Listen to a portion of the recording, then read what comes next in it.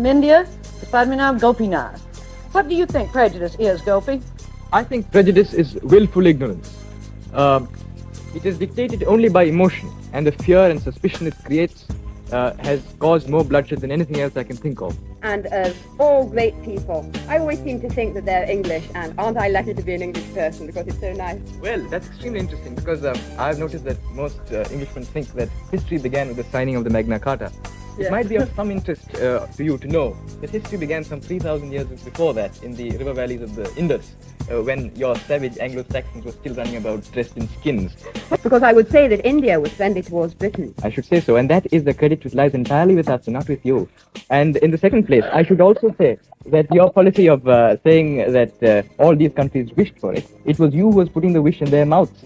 There was not much they could do. So what is Sarawak, by the way? Who are the responsible people in Sarawak? It's a rainforest. Anyway, the British come there and say, after all, Sarawak wants nothing. The rainforest never speaks anyway. And then you get your, you give them a democratic way of life in due course of time. You are not giving those people a democratic way of life because you feel they ought to give it. This is just camouflage retreat from a position you know is no longer tenable. Sarah, the amount of wealth you took out of India, that is nothing compared to what you did for us. You took tremendous amount of wealth. You built up the whole British kingdom from India. But what is material wealth? You know what material wealth is. I wonder.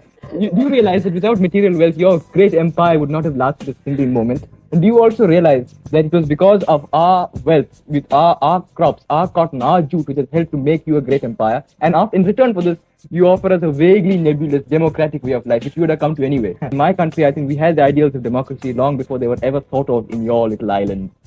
When did you have the idea of We had the ideals of democracy. We had the village councils, what we call the village panchayats, where the elected elders of the village managed the village as an administrative unit. That was done as far back 3,500 years before Christ. Oh, I think Yes, you do, yes. That's I my own entirely opinion. disagree. I think it's something that's ingrained in the Hindus and the Muslims from time immemorial when we were little painted blue savages running around in skins.